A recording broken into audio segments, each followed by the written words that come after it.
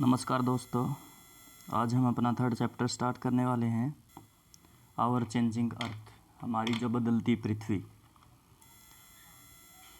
हम स्टार्ट करते हैं। The lithosphere is a broken into number of plates known as a lithospherical plates. You will be surprised to know that these plates move around very slowly, just a few millimeters each year. This is because of the movement of the molten magma inside the earth. The molten magma inside the earth moves in a circular manner as shown in the activities. देखिए, जो हमारी जो earth surface है, जो अर्थ है, जो हमारी, हमने अर्थ को क्या है, मुख्य रूप से क्या हम कह सकते हैं, इनको प्लेटों में डिवाइड किया गया अभी, ठीक है। और ये क्या है, मतलब कि आप दूसरे तरीके से क्या मान सकते हैं कि भाई हमने कैसे के टुकड़े कर दिए, अर्थ को क्या टुकड़ों में विभाजित किया गया है। और इन प्लेटों में डिवाइड करने के बाद हम इनको क्या कहते हैं कि लिथोस्फेरिकल प्लेट कहते हैं, स्थल मंडलीय प्लेटें कहते हैं। इसके अलावा आपको ये जानकर थोड़ा सा अचंभित लगेगा कि ये जो प्लेटें होती हैं मूवमेंट करती हैं, एक स्थान से दूसरे स्थान पर जाती हैं, जिसमें से हम कह सकते हैं कि ये जो गति होती है इनकी कुछ मिलीमीटर होती है, जो एक साल के अंदर क्या है कुछ मिलीमीटर तक ही आपको ये खिसकने को देखती होगी, जैसे मैंने आपको बात की थी, आपसे बताई थी। उसके बाद मैंने आपको बताया था कि ये एक या तो एक दूसरे के पास आ रही हैं, या एक दूसरे से दूर जा रही हैं, या एक दूसरे के पास से खिसक कर चली जा रही हैं। भाई ये हो रहा है इसलिए से क्योंकि जिस नीचे की तरफ जैसे हम जा रहे हैं, नीचे की तरफ टेम्परेचर बढ़ता चला जा रहा है। उसके बाद क्या है कि वहाँ पर आपको देखने को मिलेगा कि भाई जो है मोल्टन मैग्मा आपको वहाँ पर देखने को मिलेगा, और वो क्या है कि भाई एक स्थान से दूसरे स्थान पर क्या है वो ट्रैवल करता चला जा रहा है, ठीक है। और आपको ये जो गतिविधि हम आगे पढ़ने वाले भी इनके बारे में थोड़ा सा। The movement of this plates cause change on the surface of the earth. The earth movements are divided on the basis of force with which cause them. The force which act in the interior of the earth are called endogenetic force. That work on the surface of the earth are called exogenetic force. जो मैंने आपको बताया था कि भी जो ये movement होती है ना प्लेटों की, इन्हीं वजह से क्या है कि आपको क्या सरफेस के ऊपर जो बदलाव होते हुए देखने को मिल जाएंगे, ठीक है। हम क्या करते हैं कि जो मूवमेंट होते हैं इनको हम डिवाइड करते हैं दो प्रकार से। एक जो क्या है अंदर की ओर कार्य करते हैं उनको एंडोजेनेटिक, और जो फोर्स हमारे बाहर की तरफ कार्य कर रहा है हम उनको एक्सोजेनेटिक फोर्सेज के अंदर रखते हैं। भाई जिस प्रकार से मैंने आपको बताया था कि भी ये आप इसको मान सकते हैं, देखो ये आपके पास डायग्राम है, एंडोजेनेटिक है और दूसरा क्या है ये आपका एक्सोजेनेटिक है। एंडोजेनेटिक एक्सोजेनेटिक, एंडो में अंदर की ओर होता है, इनको कहते हैं सडन फोर्सेज होते हैं कि भी बहुत तीव्र गति से इसके अंदर क्या है कि बहुत तीव्र गति से जो मूवमेंट होती है, जिस प्रकार से अर्थक्वेक है, वोल्केनो है, लैंडस्लाइड है, कि बहुत तीव्र गति से ये प्रक्रियाएं जो है सरफेस के ऊपर देखने को मिल जाएंगी। जबकि एक्सोजेनेटिक फोर्सेज क्या है कि थोड़ा सा समय में आप कह सकते हैं समय की लंबी अवधि के बाद ये कार्य दिखाते हैं, जैसे कि रिवर है, विंड है, सी वेव्स है, ग्लेशियर है, क्या कि ये इरोजन करते रहते हैं।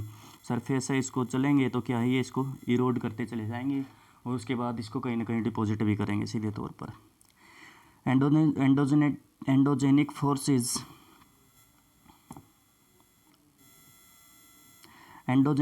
forces produce sudden movement and at the time produce slow movements. Sudden movements like earthquakes and volcano cause mass destruction over the surface of the earth. ठीक है, जो बात करें कि भी कई बार क्या कि ये जो एंडोजेनेटिक फोर्सेज हमने जो बात की क्या है कुछ तीव्र गति से आपको देखने को मिल जाते हैं। कई बार क्या कि बहुत लंबे समय के बाद क्या ये मूवमेंट होना को आपको देख सकते हैं। जैसे अर्थक्वेक है, वोल्केनो है, आपको इनमें के दो एग्जांपल हैं जो वहाँ पर सडन मूवमेंट के लिए अपना योगदान, मतलब सडन मूवमेंट उनके अंदर होती है। भाई उसके बाद हम बात करते हैं वोल्केनो की। Volcano is event opening on the earth crust through which molten material erupt suddenly. तो वोल्केनो क्या होता है कि भी जो एक छेद होता है जिसके माध्यम से क्या है कि वो जो मोल्टन मैग्मा होता है, मटेरियल होता है, वो पृथ्वी के ऊपर क्या है आपको देखने को मिल जाएगा। जिस प्रकार से ये है, देखो ये होता है मैग्मा चैम्बर, जो सबसे इम्पोर्टेंट चीज़ होती है हमारे लिए, ठीक है। फिर हमने बताया था जहाँ से निकल रहा है आपको वो वेंट बोलते हैं, जहाँ से सरफेस पे देखने को मिलेगा आपको उसको क्या कह सकते हैं क्रेटर से और बड़ा हो जाएगा, मैंने आपको बताया था काल्डेरा। उसके बाद इसके अंदर से क्या मिलेंगे जलवाष्प, गैसेज और आपको देखने को मिलेंगी, ठीक है।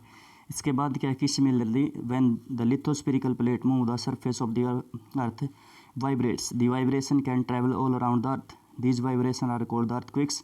The plate in the crust where the movement start is called the focus. The plates on the surface above the focus is called the epicenter.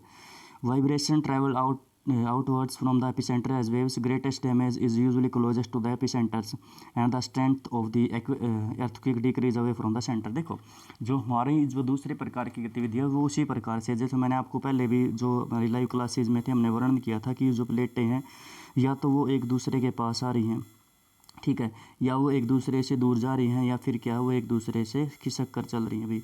जब वो एक दूसरे के पास आएंगी उनको कन्वर्जेंट कहते हैं, ठीक है, दूसरी तरफ जाएंगे डाइवर्जेंट कहते हैं। और जब वो खिसक कर चलती हैं साथ के साथ क्या है कि भी उनको हमने क्या है रूपांतरशील या फिर हमने बताया था ट्रांसफॉर्म जो प्लेटें कहते हैं। तो जो कन्वर्जेंट होता है ट्रांसफॉर्म प्लेटें होती हैं, जब वो क्या है कि जब ये प्लेटें चलती हैं तो मूव करती है तो वोल्केनो आपको बहुत बड़ी मात्रा में देखने को मिल जाएगा, ठीक है। इसके अलावा एक और जो दूसरी प्रक्रिया है कि जो अर्थ सरफेस होता है वहाँ पर क्या है कि जहाँ पर भूकंप की शुरुआत होती है तो हम उसको तो फोकस कहते हैं।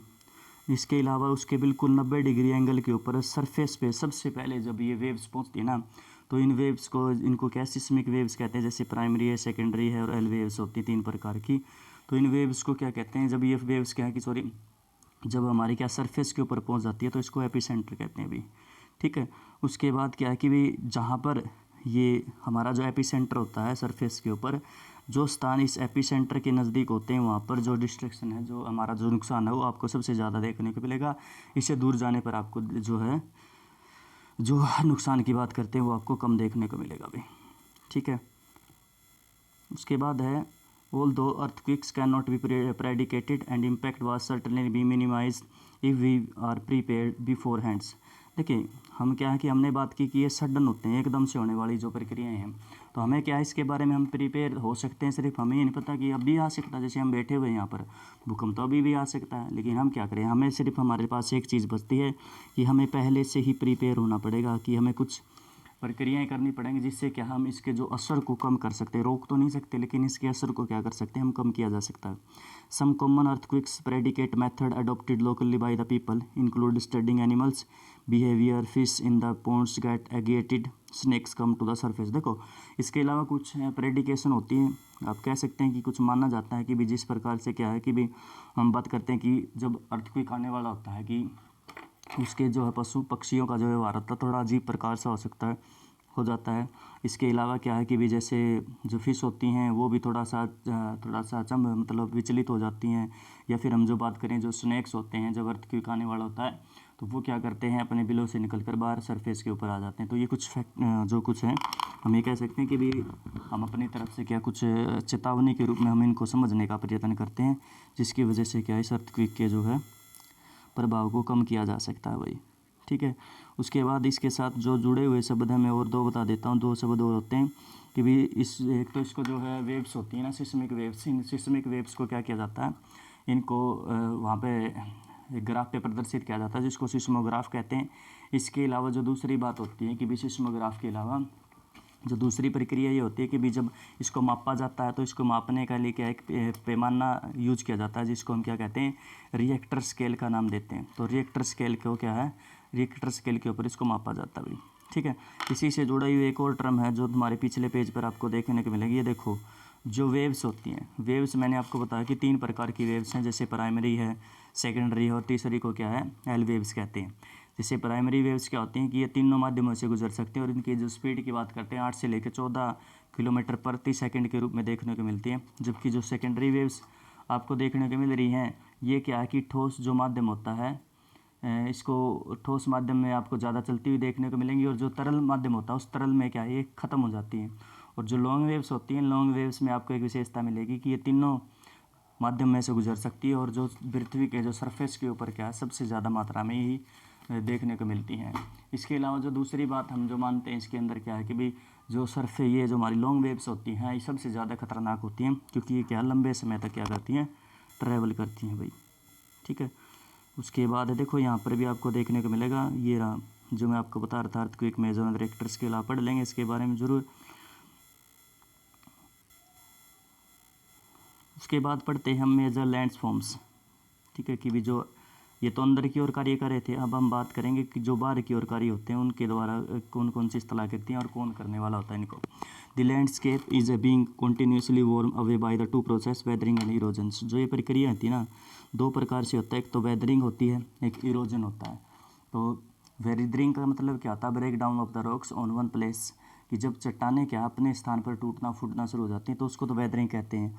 और इरोजन किसे कहते हैं कि जब क्या कोई भी मटेरियल है इसको इनको जो है मटेरियल को उठा कर कहा दूसरी जगह पर क्या रख दिया जाता है, तो उसको हम क्या कहते हैं, इरोजन कहते हैं। तो ये जो प्रक्रियाएं हैं इन प्रक्रियाओं के कारण है कि दो प्रक्रियाओं के कारण हमें बहुत बड़ी मात्रा में जो ये हमें जो ये देखने को मिल रही है लैंड फॉर्म्स जो क्रिएट होती है। जैसे weathering is the breaking up of the rocks on the earth surface, जो सरफेस पे टूटती हैं। Erosion is wearing away of the landscape by different agent like wind, water और आइस।